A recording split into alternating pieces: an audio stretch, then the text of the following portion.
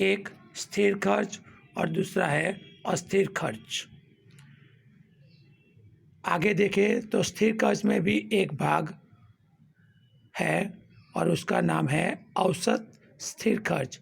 वैसा ही अस्थिर खर्च में भी एक भाग है और उसका नाम है औसत अस्थिर खर्च। लंबी अवधि का उत्पादन खर्च में ऐसे कोई भाग या प्रकार दिए नहीं गए हैं। तो देखते हैं स्थिर खर्च के बारे में। स्थिर खर्च अर्थात क्या, उसके बारे में देखते हैं। ध्यान रखिएगा दोस्तों, कम समयावधि में उत्पादन का प्रमाण बढ़े, घटे या शून्य हो जाए किंतु खर्च में कोई परिवर्तन न हो तो ऐसे खर्च को स्थिर खर्च कहा जाता है। यानी कि यहाँ पर जो खर्च है वो उत्पादन के प्रमाण में बढ़ोतरी होए या घटोतरी होए या शून्य होए तो अभी ये स्थिर जो खर्च है वो आता ही रहता है। कहने का मतलब कि इसके खर्च में कोई परिवर्तन नहीं होता, इसलिए इसको स्थिर खर्च कहा गया है। स्थिर खर्च को एक दूसरा नाम भी दिया गया है, उसको ओवरहेड खर्च भी कहा जाता है। ये जो ओवरहेड खर्च कहा गया है वो विकल्प में भी ये सवाल पूछा जाता है कि स्थिर खर्च को दूसरे कौन से नाम से जाना जाता है, तो उसका जवाब है ओवरहेड खर्च। कम अवधि में स्थिर खर्च का जो उत्पादन के कद के साथ कोई संबंध नहीं होता। कहने का मतलब कम अवधि में स्थिर खर्च का उत्पादन के कद के साथ कोई संबंध नहीं होता है। स्थिर खर्च में नियमित स्टाफ जो है उस स्टाफ का वेतन, औद्योगिक इकाई का मकान का किराया, मिलकत व्यवसाय कर, लाइसेंस फीस, पूंजी पर ब्याज, बीमा का प्रीमियम इत्यादि का समावेश होता है। यहाँ पर ये जो खर्च है वो सब आते ही रहते हैं। यहाँ पर उत्पादन हो या न हो उससे कुछ फर्क नहीं पड़ता। सही है, मकान का किराया तो फिर चालू ही हो जाता है। जब आप एक बार मकान ले लेते हैं उसी दिन से उसका किराया भी चालू हो जाता है, फिर आप उस मकान में उत्पादन करो कि न करो। वैसा ही मिलकत व्यवसाय कर जो है वो भी देना ही पड़ता है। इसलिए इन सभी खर्चों को स्थिर खर्च के उदाहरण रूप में दिया गया है, देखा गया है। स्थिर खर्च की एक अनुसूची का हम अध्ययन करेंगे। आपकी किताब में उसकी अनुसूची भी दी गई है। बस दोस्तों, यहाँ पर अनुसूची देखा जाए तो यहाँ पर उत्पादन का जो प्रमाण है वो दिया गया है और कुल स्थिर खर्च दिया गया है। यहाँ पर उत्पादन का प्रमाण जो है वो इकाई में दिया गया है और कुल स्थिर खर्च है वो रुपये में दिए गए हैं। आप देख सकते हो अनुसूची में भी अपनी किताब में कि जब इकाई शून्य होती है तब कुल स्थिर जो होता है वो 100 रुपये होता है। फिर इकाई का प्रमाण 10, 20, 30, 40, 50 अनुक्रम में देखा जाता है। वैसे ही कुल स्थिर खर्च में अनुक्रम में देखा जाए तो सभी उत्पादन के प्रकार के सामने, उत्पादन के प्रमाण के सामने जो कुल स्थिर खर्च है वो स्थिर ही रहता है, उसमें कोई भी परिवर्तन नहीं होता। उत्पादन के प्रमाण में 10 से 20 बढ़कर होता है, जबकि कुल स्थिर खर्च जो है वो स्थिर ही रहता है। आप उसकी बाजू में आकृति भी देख सकते हो। यहाँ पर आकृति में देख सकते हो तो बताया है कि ओ एक्स धरी पर उत्पादन का प्रमाण इकाई में बताया गया है और स्थिर खर्च जो है वो रुपये में बताया गया है। यहाँ पर जो स्केल माप है वो स्केल माप आप देख सकते हो अपनी तरह से भी कि 1 सेंटीमीटर बराबर 10 उत्पादन का प्रमाण इकाई में बताया गया है, जबकि ओ यहाँ पर ओ एक्स वो अक्ष था, जबकि ओ वाई अक्ष पर 1 सेंटीमीटर बराबर 20 रुपये स्केल माप रखा गया है। 1 सेंटीमीटर बराबर 20 रुपये स्केल माप रखा गया है। दोस्तों, आप स्केल माप में शुरुआत में आप अलग अलग रख सकते हो, मगर बाद में आप अलग अलग नहीं रख सकते। एक ही तरह से वो स्केल माप रहता है। आगे देखें तो अनुसूची में दर्शाए अनुसार पेन का जो उत्पादन है वो शुरू में 0 बताया गया है, फिर बाद में 10, 20, 30, 40, 50 इकाई जितनी बढ़ोतरी हो, किंतु उत्पादन जो खर्च है वो प्रत्येक परिस्थिति में एक समान ही रहता है, यानी कि स्थिर रहता है, अर्थात 100 रुपया जो है वही है। ऐसे खर्च को स्थिर खर्च कहा जाता है। यहाँ उत्पादन का प्रमाण बदलता है, किंतु खर्च का जो प्रमाण है, यानी कि उसका जो रुपये है खर्च के, वो उसमें कोई बदलाव नहीं आता, इसलिए इसे कुल स्थिर खर्च कहते हैं। आप यहाँ पर देख सकते हो कि ओ वाई अक्ष पर 100 रुपये पर एक रेखा बताई गई है, जिसको TFC बताया गया, यानी कि टोटल फिक्स कॉस्ट, यानी कि कुल स्थिर खर्च रेखा बताई गई है। और नीचे आप देख सकते हो कि उत्पादन के प्रमाण जो है इकाई में, वहाँ पर 10, 20, 30, 40, 50 पर रेखा बताई गई है, और वो जो बिंदु बताए गए हैं उस बिंदु को अंग्रेजी में BCDEF के रूप में बताया गया है। यहाँ पर ये सभी बिंदु को जो जोड़ती रेखा है उसको कुल स्थिर खर्च की रेखा कहा गया है, यानी कि टोटल फिक्स कॉस्ट ये कहा गया है, उसको इंग्लिश में टोटल फिक्स कॉस्ट कहते हैं। आगे देखते हैं अस्थिर खर्च। अस्थिर खर्च अर्थात अस्थायी खर्च, उसका अर्थ देखते हैं दोस्तों।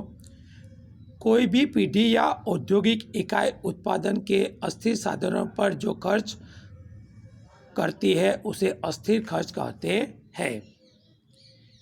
कम अवधि में उत्पादन की सपाटी में परिवर्तन होने से खर्च में परिवर्तन होता है।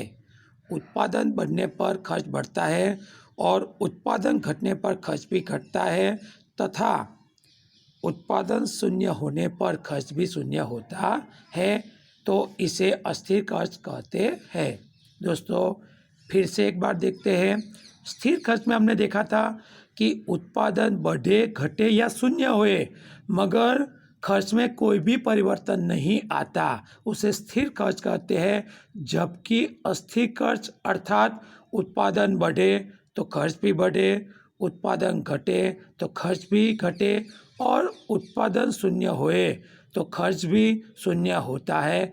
ऐसे खर्च को अस्थिर खर्च कहते हैं, यानी कि उत्पादन के प्रमाण में बढ़ोतरी या घटोतरी होने पर खर्च में भी परिवर्तन होता है, उसमें भी बढ़ोतरी या घटोतरी होती रहती है, इसलिए इस खर्च को हम अस्थिर खर्च कहेंगे। फिर से एक बार, उत्पादन बढ़े, घटे या शून्य हुए, मगर खर्च में भी परिवर्तन आता है, यानी कि खर्च भी, उत्पादन बढ़ने पर खर्च भी बढ़ता है, उत्पादन घटने पर खर्च भी घटता है, और उत्पादन शून्य होने पर खर्च भी शून्य होता है।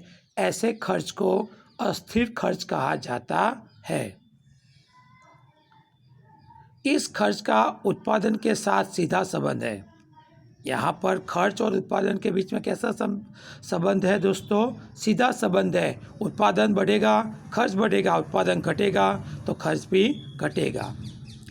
अस्थिर खर्च में कच्चे माल की कीमत, ईंधन खर्च, बिजली का बिल, वाहन व्यवहार खर्च, श्रमिकों का वेतन, उत्पादन विक्रय पर लगने वाले कर इत्यादि का समावेश होता है। यहाँ पर आप देख सकते हो कि श्रमिकों का वेतन भी बदलता रहता है, यानी कि आप उत्पादन बढ़ाएंगे तो आपको ज़्यादा उत्पादन करने के लिए श्रमिकों को भी और लाने होंगे और उससे उत्पादन कराना पड़ेगा, और उन सभी श्रमिकों को वेतन भी देना पड़ेगा। यानी कि उत्पादन बढ़ेगा तो श्रमिकों की संख्या बढ़ेगी, और श्रमिकों की संख्या बढ़ेगी तो उसका खर्च यानी कि श्रमिकों का जो देने वाला वेतन है वो भी बढ़ेगा। इसलिए यहाँ पर अस्थिर खर्च हो जाता है, इसलिए इसको अस्थिर खर्च के उदाहरण में लिया गया है। स्थिर खर्च और अस्थिर खर्च के बीच का अंतर केवल समय की कम अवधि में ही संभव है। लंबी अवधि में तमाम खर्च अस्थिर खर्च हो जाते हैं।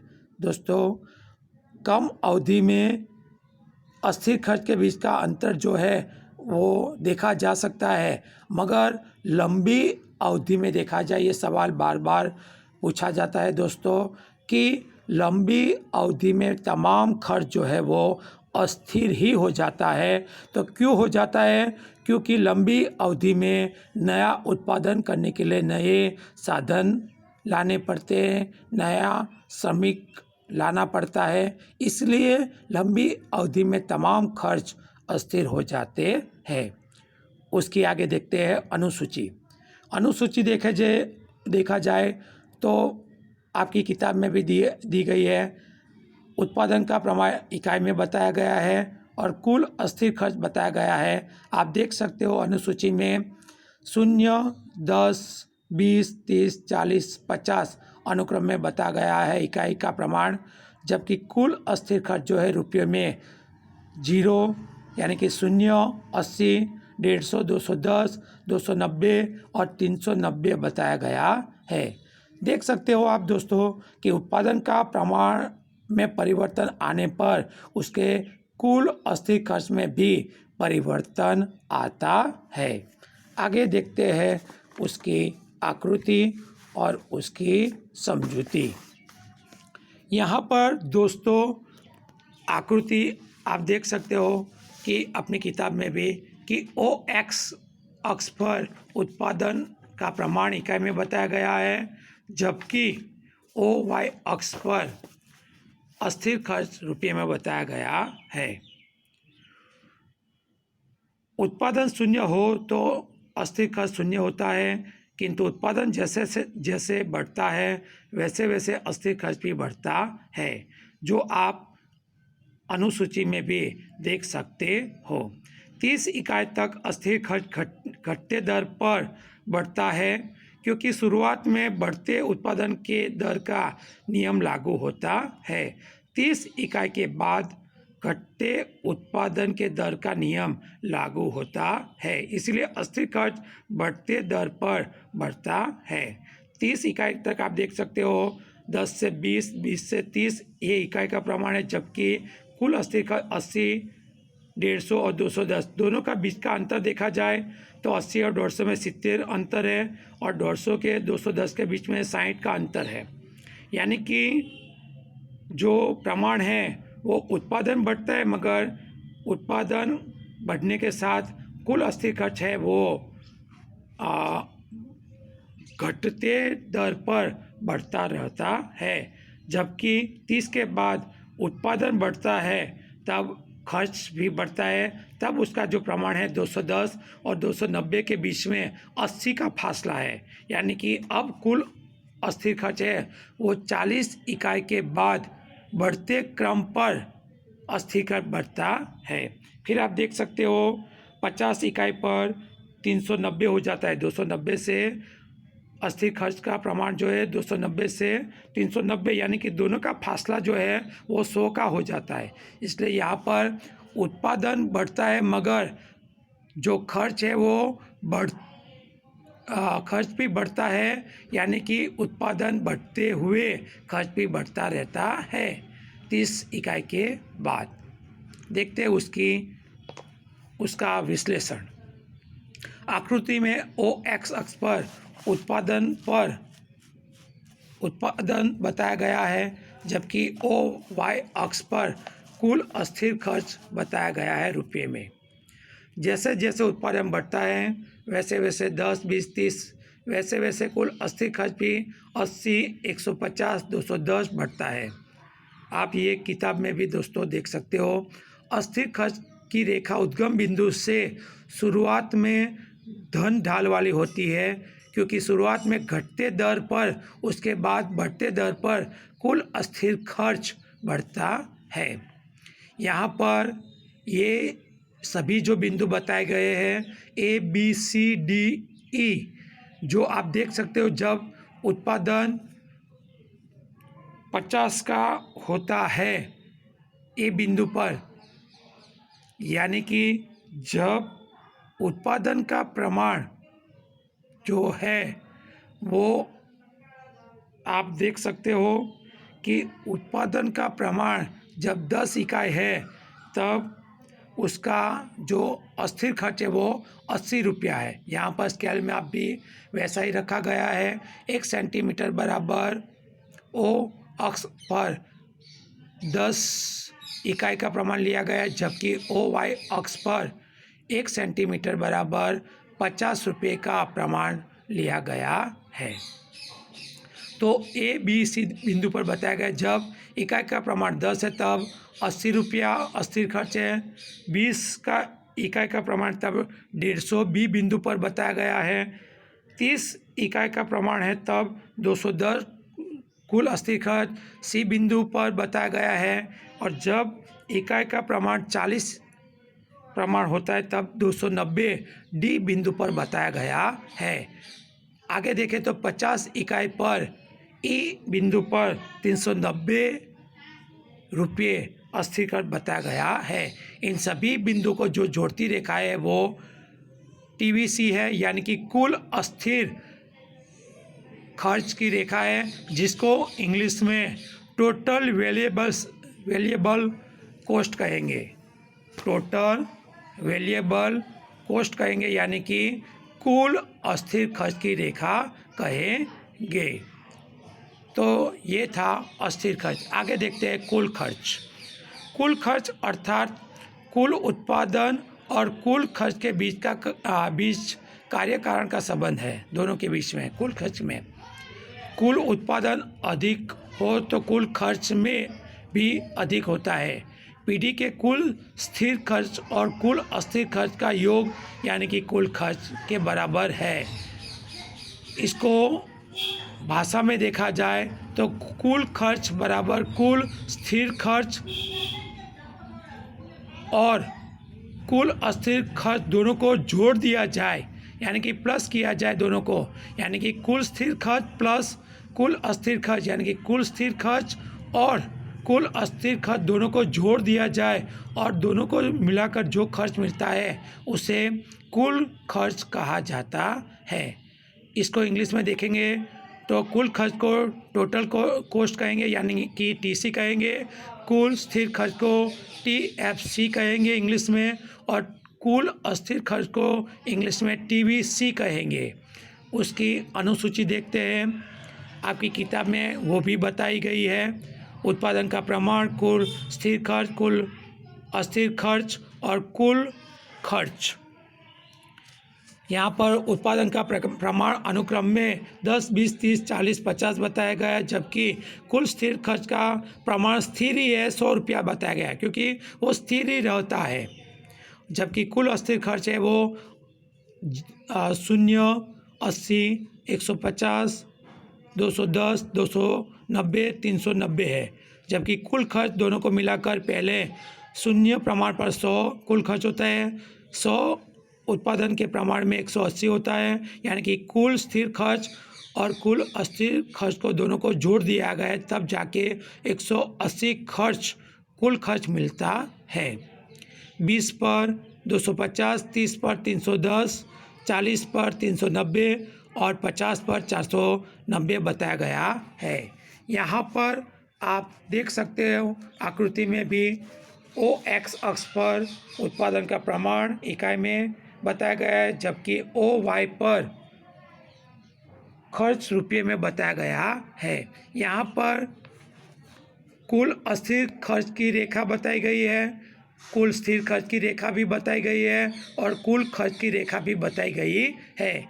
यहाँ पर शुरू की रेखा जो है 100 रुपये पर आप देख सकते हो कि सी एफ बिंदु पर बताया गया है।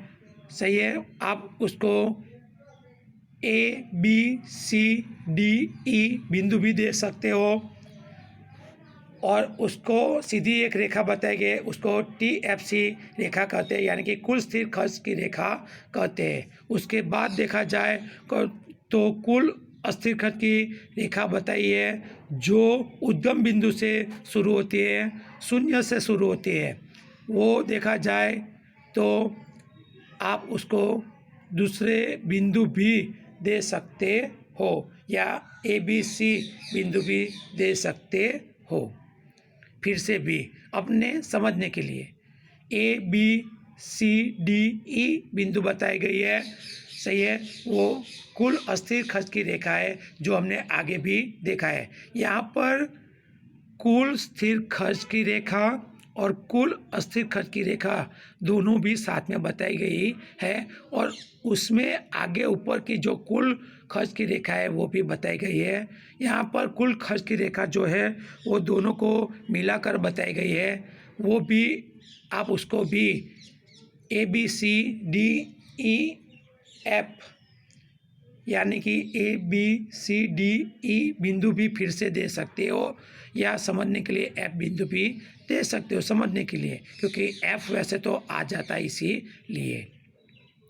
तो आप देख सकते हैं कि ऊपर की जो रेखा है वो कुल खर्च रेखा है जो दोनों को मिलाकर बताई गई है।